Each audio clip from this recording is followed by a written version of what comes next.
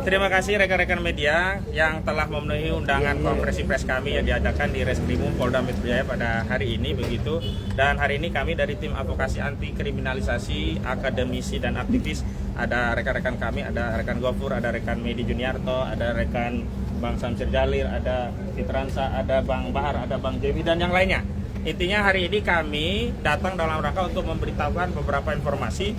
Yang pertama bahwa klien-klien kami sudah dipanggil oleh Polda Metro Jaya sehubungan dengan adanya dugaan tindak pidana pencemaran dan fitnah yang dilaporkan oleh Saudara Joko Widodo pada 30 April 2025 yang lalu. Dan kami konfirmasi sudah dipanggil dan sudah kami terima panggilannya, yakni yang pertama klien kami atas nama Sunarto sebagai saksi, yang dia adalah seorang YouTuber yang sebelumnya juga sudah pernah dipanggil. Dan pemeriksaannya akan diperiksa hari ini pada hari Senin 11 Agustus 2025 pukul 10.00. Kemudian yang kedua ada Arif Nugroho. Dia adalah seorang jurnalis, anggota dari SNN begitu. Juga hari ini akan diperiksa. Kemudian yang ketiga ada klien kami atas nama Roy Suryonoto Diprojo sebagai saksi terlapor. Juga sudah menerima surat panggilan polisi dan akan diperiksa hari Selasa 12 Agustus 2025. Kemudian selanjutnya ada Rizal Fadila, saksi terlapor, juga akan diperiksa pada hari Selasa 12 Agustus 2025. Juga Kurniati Royani juga akan diperiksa pada Selasa 12 Agustus 2025. Kemudian menyusul kemudian ada Rustam Effendi, ini juga saksi terlapor, akan diperiksa pada hari Kamis 14 Agustus 2025 pukul 10.00. Kemudian ada Nurdiansah Susilo, saksi terlapor, nanti akan diperiksa di Kamis 14 Agustus 2025. Dan yang ke-9 ada Rismon Sianipar selaku saksi terlapor, juga akan diperiksa pada Kamis 2025 14 Agustus. Dan kami perlu juga informasikan bahwa saksi terlapor lainnya yakni Abraham Samad juga kami konfirmasi sudah menerima panggilan sebagai saksi dan akan diperiksa pada hari Rabu. Hari Rabu berarti tanggal 13 Agustus ya, bersamaan dengan Rustam Effendi. Namun demikian kami ingin sampaikan beberapa hal sebagai berikut. Pertama, kami tegaskan di depan Reskrimum Polda Metro Jaya bahwa klien kami telah menerima surat panggilan dan panggilan itu patut. Namun demikian kami diutus oleh klien kami untuk datang menyerahkan surat kepada Polda Metro Jaya sehubungan dengan panggilan-panggilan tersebut. Pertama, panggilan tersebut belum bisa dipenuhi klien kami karena klien kami pada jadwal-jadwal yang berkenaan yang saya sebutkan tadi ya, ada Senin, Selasa, Rabu, Kamis yang menjelang 17 Agustus 2025 ini sudah teragendakan berbagai agenda jelang perayaan 17 Agustus 2025 Hari Kemerdekaan.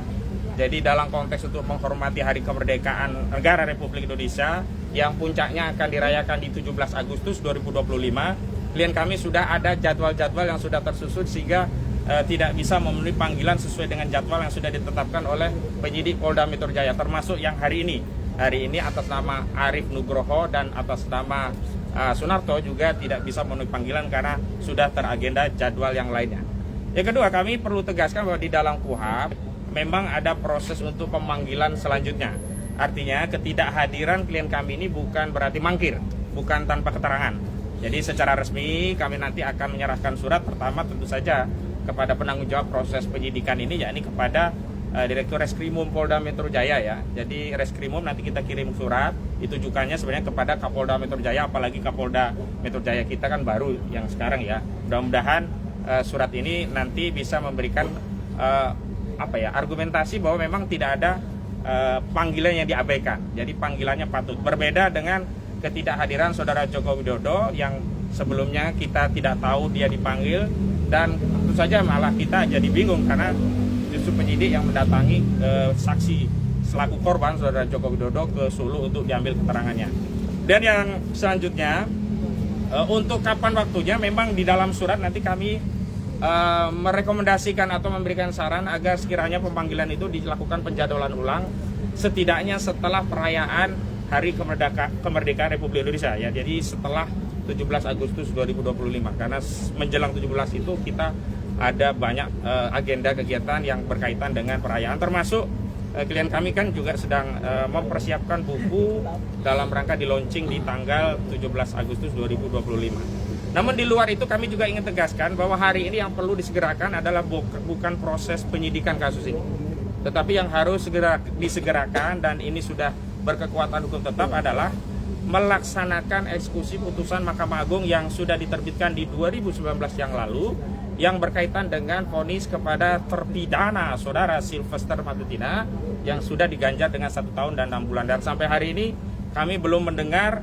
ada kabar dari Kejaksaan Negeri Jakarta Selatan telah mengeksekusi putusan tersebut. Padahal kami sudah mendatangi Kejaksaan Negeri Jakarta Selatan pada 31 Juli 2025 yang lalu. Kami tidak ingin kejaksaan sebagai institusi salah satu pilar penegak hukum dianggap mengabaikan putusan, dan ini akan meruntuhkan bukan hanya wibawa kejaksaan. Ini meruntuhkan wibawa negara hukum, meruntuhkan kepercayaan publik pada proses dan prosedur penegakan hukum. Jangan sampai ada anggapan klien kami yang baru penyidikan saja dikejar-kejar begitu rupa dengan panggilan yang luar biasa, tetapi orang yang sudah berstatus sebagai terpidana dan semestinya sudah dipenjara justru masih bisa berkeliaran bebas di mana-mana, bahkan mendapatkan jabatan sebagai komisaris di BUMN. Kami sebagai bagian dari rakyat Indonesia tidak ridho pajak dari uang rakyat untuk membayar terpidana sebagai komisaris BUMN. Itu pengantar dari saya, namun ada penjelasan lebih lanjut berkaitan dengan status dari Sylvester Matutina kepada rekan kami. Gafur, silakan untuk disampaikan. Ya, terima kasih Bang Kosinudin. Ya. Izin, saya Gafur Sanghaji, salah satu anggota tim kuasa hukum dari tim yang sekarang sedang melakukan pendampingan ke Polda Metro Jaya. Perlu saya tegaskan bahwa putusan 287 Kapit 2019 atas nama terpidana Sylvester Matutina itu telah inkrah. Diputus tanggal 20 Mei 2019 oleh 3 majelis hakim agung. Kemudian salinan putusannya itu berdasarkan informasi dari Kepanitraan Mahkamah Agung dikirim tanggal 9 September 2019 ke pengadilan pengaju, yaitu Pengadilan Negeri Jakarta Selatan. Karena upaya kasasi maupun peninjauan kembali itu diajukan terdakwa atau terpidana atau juga jaksa penuntut umum melalui pengadilan negeri di mana perkara tersebut diputus dan dikirimkan oleh Mahkamah Agung ke Pengadilan Negeri Jakarta Selatan berdasarkan informasi resmi dari Mahkamah Agung itu tanggal 9 September 2019 ya. Berdasarkan Undang-Undang Mahkamah Agung, maka setelah Pengadilan Negeri menerima salinan putusan resmi dari Mahkamah Agung, paling lambat 30 hari salinan putusan tersebut oleh Pengadilan Negeri Pengaju disampaikan kepada para pihak, yaitu saudara Sylvester Matutina sebagai terpidana dan Kejaksaan Negeri sebagai pihak yang menuntut perkara tersebut ya. Kemudian nanti setelah Kejaksaan menerima salinan putusan resmi dari Pengadilan Negeri Jakarta Selatan berdasarkan Peraturan Kejaksaan Agung Republik Indonesia terkait dengan penanganan perkara tindak pidana umum, SOP-nya itu 3 hari setelah salinan diterima maka harus sudah dikeluarkan P48, yaitu surat perintah dari Kajari ke jaksa eksekutor supaya segera melaksanakan eksekusi. Dan paling lambat 7 hari setelah menerima salinan putusan itu harus sudah dilaksanakan eksekusi secara sempurna, yaitu terpidana diserahkan kepada Kalapas atau Karutan. Kalau diserahkannya ke Lapas berarti Kalapas, kalau diserahkannya ke Rutan berarti oleh Karutan. Kemudian nanti keluar berita acara eksekusi. Berita acara eksekusi ditandatangani oleh 3 pihak, yaitu Kalapas atau Karutan, kemudian jaksa eksekutor dan oleh terpidana. Sampai hari ini ya, dokumen-dokumen tersebut kita belum mendapatkan buktinya. Kalau saudara Sylvester di Polda Metro Jaya ini pernah mengatakan, saya kan sudah menjalani dalam tahap apa? Kalau tahap penuntutan dan persidangan iya, tapi menjalani dalam tahap eksekusi belum. Karena bukti menjalani tahap eksekusi itu adalah saudara Sylvester harus punya namanya surat bebas. Dan surat bebas itu adalah surat bebas yang dikeluarkan oleh Kalapas atau Karutan terkait dengan telah dijalaninya semua proses pemidanaan, baik terhadap pidana bersyarat maupun juga terhadap semua masa pemidanaannya. Itu hal yang pertama. Hal yang kedua, kemarin disampaikan oleh termulnya bahwa bisa saja ini Sylvester tidak menjalani pemidanaan karena masa berlaku namanya daluarsa pemidanaan. Daluarsa pemidanaan berdasarkan KUHP ya. Karena saudara Sylvester ini dituntut dengan pasal 311, ancaman pidananya 4 tahun. Daluarsa pemidanaan itu dihitung berdasarkan daluarsa penuntutan ditambah sepertiga. Apa daluarsa penuntutannya? Terhadap ancaman pidana lebih dari 3 tahun, daluarsa penuntutannya 6 tahun. 12 tahun. Ditambah sepertiga berarti 16 tahun. Jadi belum Nah, daluarsa, jadi ini belum daluarsa pemidanaan. Kalau mau daluarsa pemidanaan, berarti saudara Sylvester baru bisa bebas secara pidana itu pada tahun 2035. Bukan 2025 ini karena masih sisa 10 tahun. Gitu ya, itu yang kedua. Yang ketiga, ya. Seseorang itu hanya bisa bebas, kejaksaan tidak bisa mengeksekusi terpidana karena 2 faktor. Faktor pertama adalah halangan administrasi. Menurut saya tidak lagi ada halangan administrasi karena salinan putusan telah dikirim secara resmi dan patut. Kemudian saya rasa juga, ya, keyakinan saya karena berdasarkan Undang-Undang Mahkamah Agung, pihak Kejaksaan Negeri Jakarta Selatan pasti sudah menerima putusan dan terpidana juga pasti sudah menerima salinan putusan. Ya, kalau argumentasinya adalah ada halangan administratif, saya kira tidak, ya, tidak ada halangan administratif. Kedua, susahnya mengeksekusi seseorang itu kecuali saudara terpidana melarikan diri. Ini kan si Sylvester tidak melarikan diri, masih ada di Indonesia ini, ya, masih garang memberikan statement, masih bisa menyerang saudara klien kami, gitu ya, masih menjadi komisaris, gitu kan. Jadi bukan lagi ini persoalan yuridis, tapi ini persoalan politisasi hukum. Ya, ini persoalan political will dari kejaksaan, mau nggak mengeksekusi putusan ini. Dan seharusnya putusan ini sudah dieksekusi. Maka itu kami punya rencana perkara ini akan kami laporkan ke Jamwas, Jaksa Agung Muda Pengawasan, dan Jambin, Jaksa Agung Muda Pembinaan. Karena Kajari dalam hal ini yang punya gawean terhadap perkara Sylvester Matutina ini belum melakukan eksekusi sama sekali. Jadi kalau dikatakan bahwa salinannya belum diterima, menurut saya itu sesuatu yang tidak tepat. Dan kalau dikatakan oleh termulnya bahwa ini sudah masuk masa daluarsa pemidanaan, saya kira belum masuk daluarsa pemidanaan. Karena perkaranya nanti baru tahun 2035 saudara Sylvester selesai masa daluarsa pemidanaannya, kecuali saudara Sylvester 2 hal. Pertama, dilindungi oleh penguasa sampai tahun 2035 tidak dieksekusi, atau yang kedua, melarikan diri dari Republik Indonesia ini sampai tahun 2035. Baru tahun 2036 balik ke Indonesia lagi, berarti disitulah berlaku daluarsa pemidanaan. Dia bebas secara hukum. Itu Bapak kapasitasnya dari situ kuasa hukum dari Pak JK atau? Saya Nah, kuasa ini hukum kuasa dari hukum tim advokasi, advokasi. akademisi dan kriminalisasi, karena yang meminta untuk dilaksanakan eksekusi ke Kejaksaan Negeri Jakarta Selatan adalah kami. Itu memfollow up daripada sikap dari saudara Sylvester Matutina yang berulang kali menyatakan kepada kami, klien kami akan masuk penjara, ya, akan menjadi narapidana. Ternyata justru dirinya yang berstatus terpidana dan belum dieksekusi. Karena itu kami kemudian memfollow up melalui Kejaksaan Negeri Jakarta Selatan dan meminta untuk segera dieksekusi, dan sampai hari belum dieksekusi.